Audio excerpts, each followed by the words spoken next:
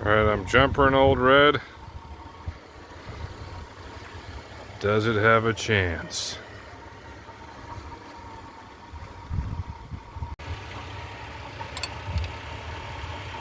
Tighten it up with the hold down. I'm using a 12mm. So Ol'Red's been popping and spitting, so got number one out. Number one plug out. Oops. Let's right, yeah. Number one's out. Go ahead and pop the distributor cap. And I'm curious to see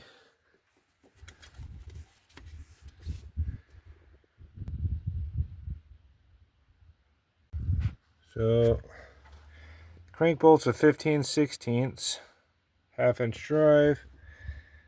I'm curious to see where this is gonna go when I'm just gonna put my finger right here.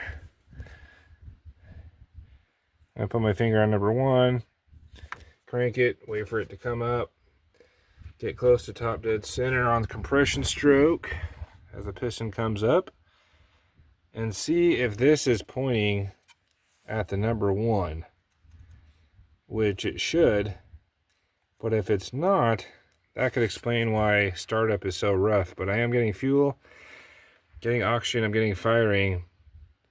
It's just really rough startup, backfires, sputters, some stuff like that. Yeah, so and crank this thing over and see what happens.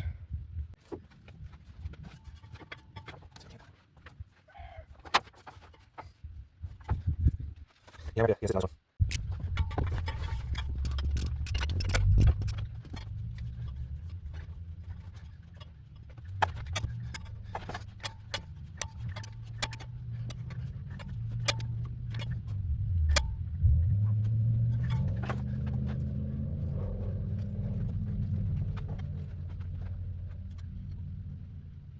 Yeah.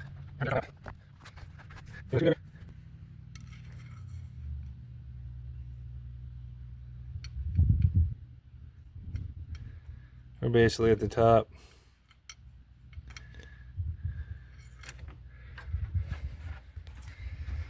And we are nowhere near the number one. So, exactly. So we gotta restab this, pull this out, reposition the rotor, because we are way off. We are off by a mile. Just as I suspected. What are you gonna do? So my timing marks are down there. I never reassembled the lower half, I just did the heads. So I'm gonna check to see how close they are to this. I'm gonna check to see how close they are to the 0 degree. And go from there. So my goal is to advance this thing. So we'd go a little more clockwise. That would be advanced past the 0 degree before top dead center. So as the engine's spinning, it's firing before it gets to the 0 degree. And 10-20 degrees they say is good. So we'll get down there and check our mark and try to do a little bit advanced. So look for the BTDC down there, or the TDC mark, and then your B before top dead center, and we're going to try to get it to about 20 degrees, and that should help fire it. Now as far as re-stabbing this thing, with the with the BDTC, I think that's okay. Okay, so you don't have to stab it at 0, and then you could go back and just turn the distributor a little bit. But I'm going to go ahead and advance it and then try to stab it close for the rotor arm to be pointed this way at the number 1.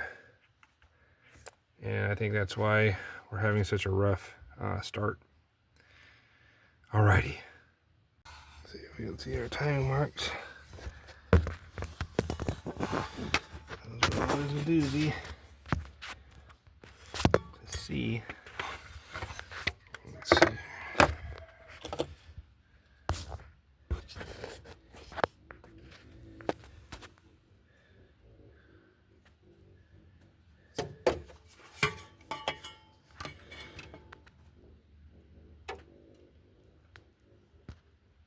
There's 0.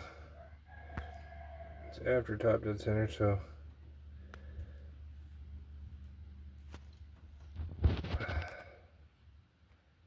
here we go. What was that? A few degrees after top dead center, so I can turn it back. So I'm going to mark that with my 0 degrees with my nail polish.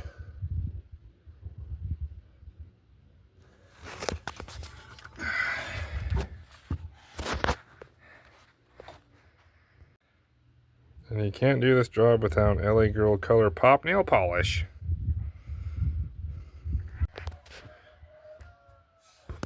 Alright, so you can see my nail polish mark down there, the pink. It's not exactly a professional job, but I can see the 0 now.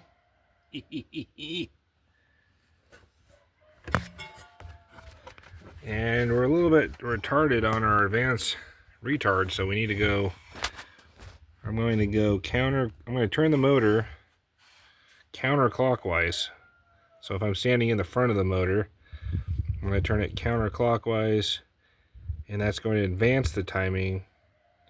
And I'm going to do that right now since my nail polish is dry.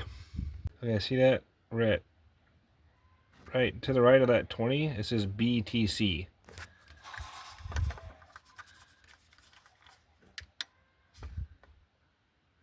says BTC to the right of where it says 30. So that means we're going before top dead center. So I'm at 20 degrees.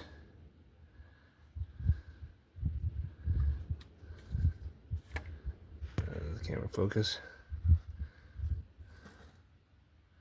There you go. So I'm at 20 degrees. I'm gonna see what happens from there. And then here's my rotor, which is supposed to be pointed this way. So when I go to put it in, it's going to be facing more this way. So I'm going to go the opposite. I'm going to bring it up, turn it over, go the opposite, stab it in that way. And I've heard good things about 20 degrees, but if we have to retard it a little bit, we'll go probably, I think we'd go this way to retard it after restart it. And I usually just do redneck timing. I do it like this. Okay, so I did a little homework there. I think I'm just going to stick it at 10 degrees. And I'm going to stick it at 10 degrees before top dead center. So I'm going to go ahead and rotate it another 10 degrees clockwise to 10 degrees before top dead center, not 20. Take my 12.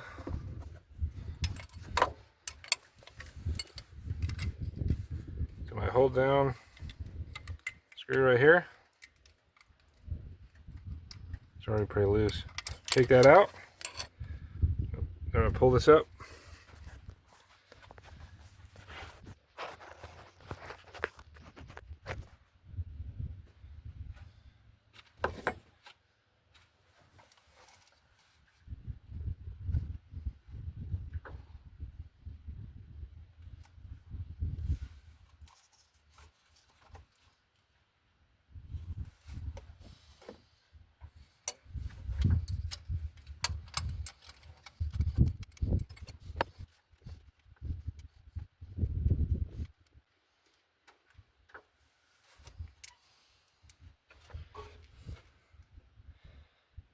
hold down.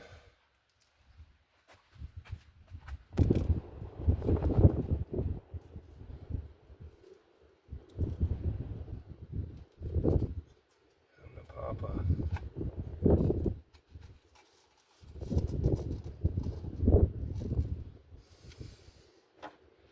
Huh.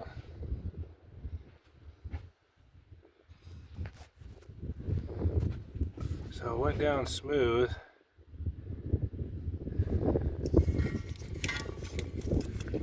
It's facing that way.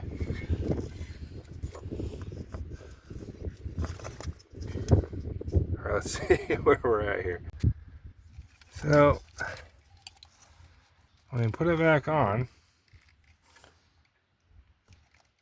there's my number. There's my number one. Get my number one. There's number one. See that, guys? There's my number one.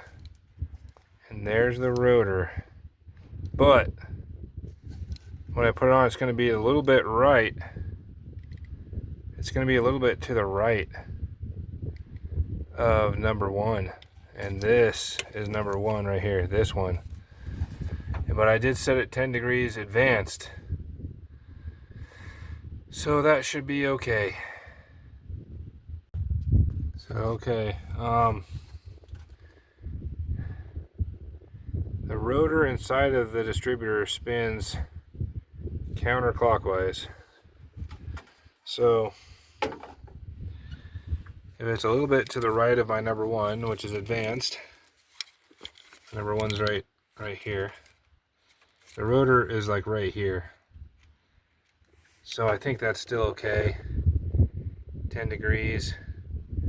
And if I need to, I can retard the distributor this way. And I think 10 degrees will be okay. Yeah. So if it's not, then we'll have to repeat the process,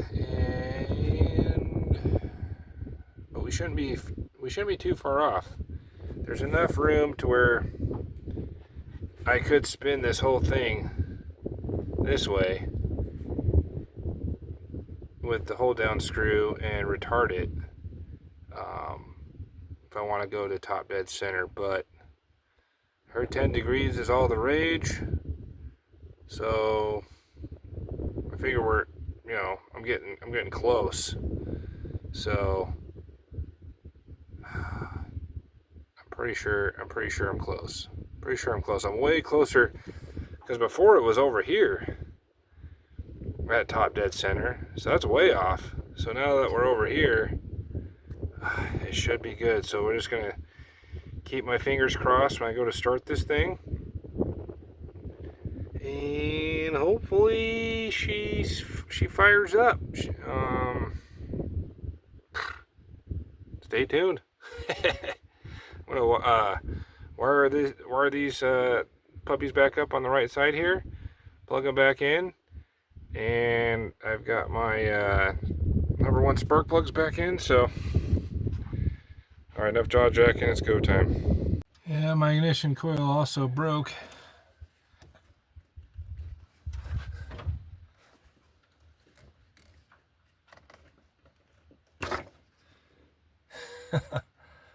A piece popped off in there. So I got a spare.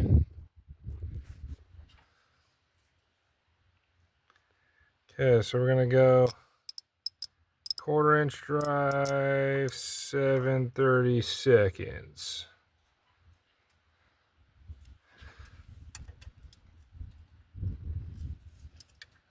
With an extension, just to make things snappier. Snappy peppy. All right, just for voltage easy, this connector.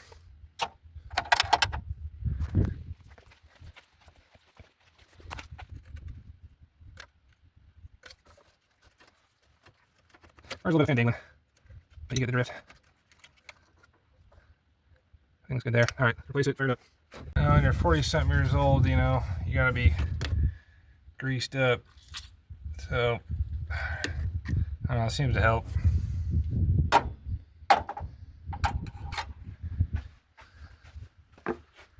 And just get in there and just push back with your connector there.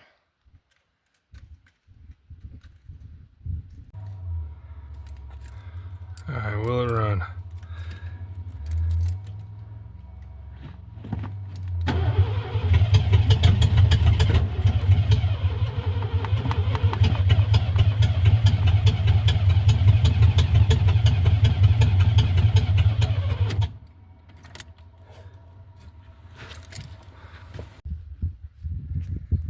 So yeah, the thing is with this thing, the distributor, I had to redo top dead center again. I did 10 degrees before top dead center again.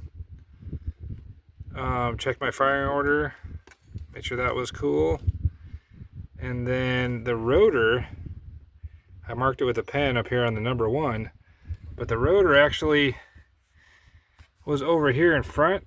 So I was 10 degrees advanced, and then I had the rotor in front on that tooth in the front. So it was even more advanced. So I had to go back and go back one more tooth to where it almost looks like it's behind, and there's a little notch on the distributor, a little bump, and it had to be in front of that bump. So I was actually kind of on the number 1. As you can see the configuration here. So yeah, it's actually, it kind of almost looks like it's left of the number 1, but only half of it is left of the number 1. And that's where I probably messed up, because I'm 10 degrees advanced. I wanted to get it on my timing mark, and then I wanted to get it on the number 1. And I was to the right of the number 1 because we're going counterclockwise with the rotor. So I had to go back a tooth, and that put me in kind of the sweet spot.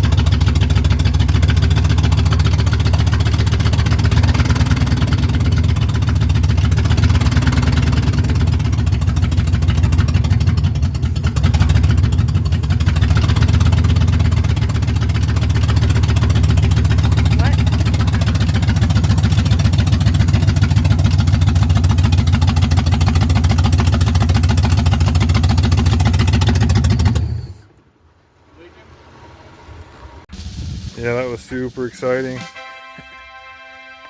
I haven't seen this thing take a breath of running air, and I don't know, I want to say it's almost been 10 years. I used the heck out of this truck when I first came out here, and then it just needed the full head gasket works, so I did that. The valve train I did.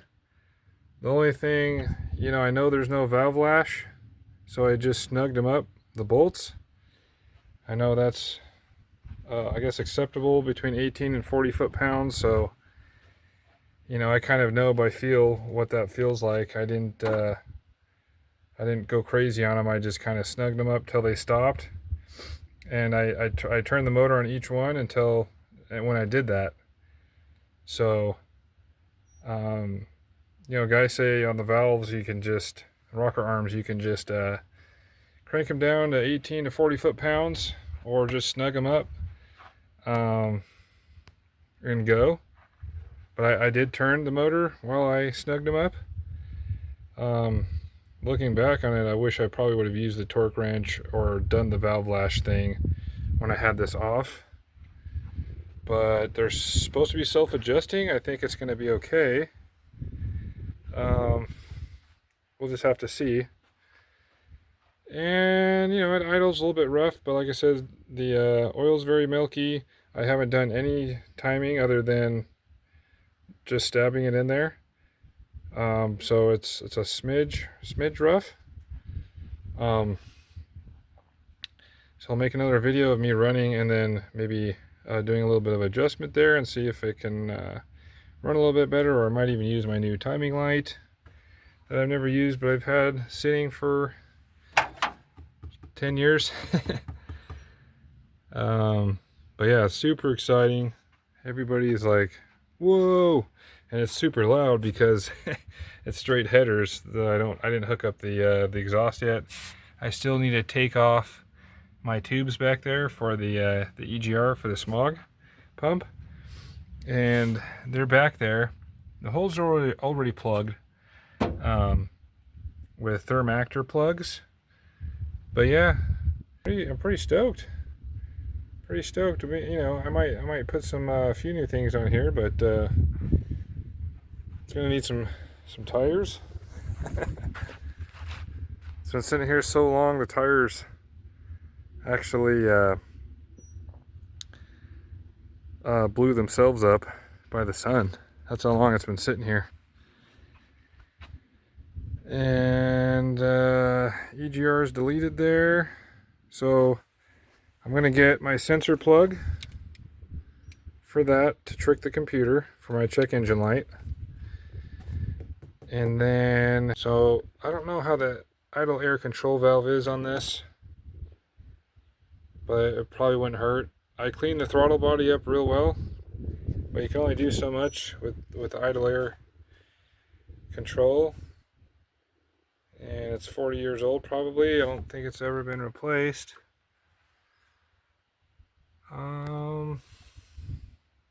The map sensor I think is okay.